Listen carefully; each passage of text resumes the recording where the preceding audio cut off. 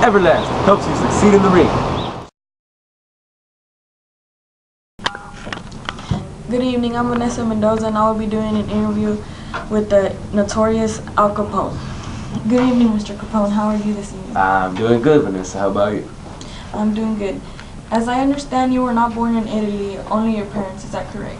Yes, that is correct. I was born in America and I was the second born child to my parents here. So tell me a little bit about yourself.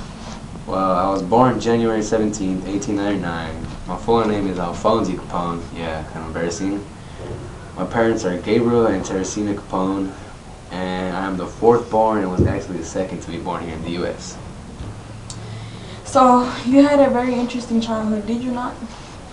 I guess you could say it was pretty fine. Well, shortly after I was born, my family moved to an apartment on top of my father's barbershop in Park Avenue in Brooklyn, New York. I guess you could say my family was a normal one. It was a law-abiding, pretty remarkable for any other Italian-American family.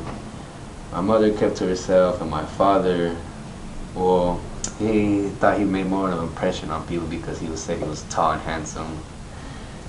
And I guess this is where I get my charms and good look, you know what I mean? Well, I began school when I was 5, and I couldn't stay there long because our parents wanted us to work right after we left school, or as soon as we were old enough to work. But it didn't really matter at all because I got expelled from school after hitting a teacher. Okay. Did your childhood affect the way you got into the crime life? Well, like a little while after I got expelled from school, we moved to New York, to a new neighborhood.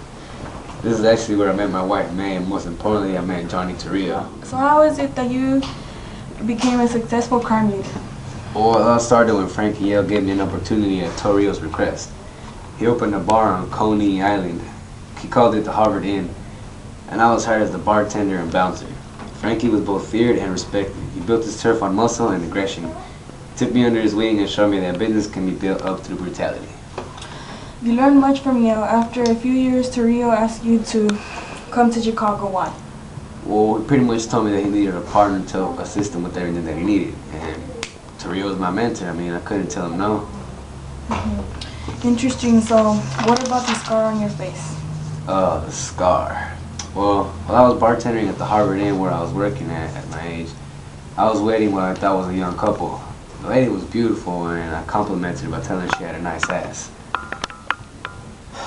It turned out that the guy she was with was her brother, and he got angry, stood up, and stabbed me 3 times and hit me in the face right after he left, or before he left, the sister. How horrible. So is that how you got the nickname Scarface? Yep, and it's pretty much followed me my whole life. As I understand, during this time period, a Prohibition Act. It's passing. Okay. Act. How did that help you? Well, it was pretty much the 18th Amendment. The Prohibition banned the sale, transportation, and manufacture of alcohol in America. Even though it was illegal, I dominated the sales of alcohol in Chicago. And within 2 years after Torrio gave me his business, I earned $60 million a year from alcohol sales alone, plus $45 million from other rackets. I guess you could say there was competition for sales of the alcohol. And one of my main competitors was George Bass Moran. So my henchman, Machine Gun Jack, and McGurn devised a plan to kill him. Most of the North Side Gang on February 14th, 1929. This will be known as the St. Valentine's Massacre, correct? Yes, that's what the media named it. Can you describe what happened on February 19th, 1929? Sure. It was a simple plan. We had a bootlegger lure Moran and his gang to a garage to buy some very good whiskey at an extremely attractive price. The delivery was made at around 10-ish in the morning, and while McGurn's men would be waiting for them dressed in stolen police uniforms and trench coats, all the men that were going to kill were all from out of town, so nothing would be linked to me. Well, once Moran's men got in the garage, McGurn's men got into their stolen police car and went into the garage to find 7 of Moran's men. The men, thinking they were caught in a police raid, lined up against the wall. And McGurn's men then opened fire. Unfortunately, the target I wanted to kill was late to the meeting and ran away once he saw the police raid. Interesting. So, Mr. Capone, I learned a lot from you today, and I appreciate you for doing this interview with me. You're welcome, Vanessa.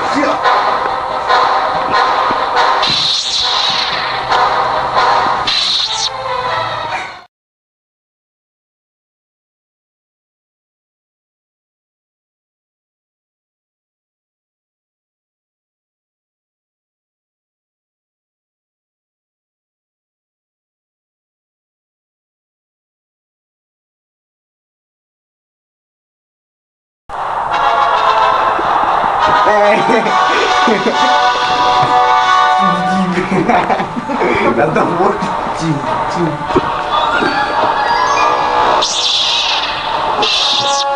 Never left. Don't punch at each other. Relax, vamos. You hit with the right. With the other. Oh, good. Right there. No, así no. Hey, move down, go. Oh. That's how the commercial has to end. I think that's how it has to end, like Apollo versus Rocky. And then you'll take like no, because he's the one wearing the Everlay. He's gonna kick my ass. What happened? First, we're gonna film me kicking his ass. Alright. Yeah. These are just whatever. Those are like whatever gloves. We're gonna try to make those look like whatever gloves. So Yeah, look, should be like. try to hide the Everlast thing. Okay, yeah.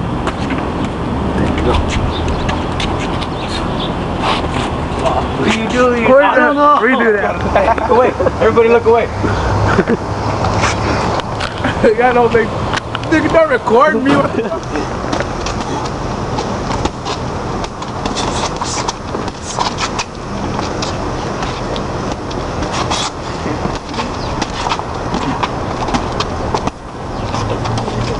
Then Jesus gets knocked out.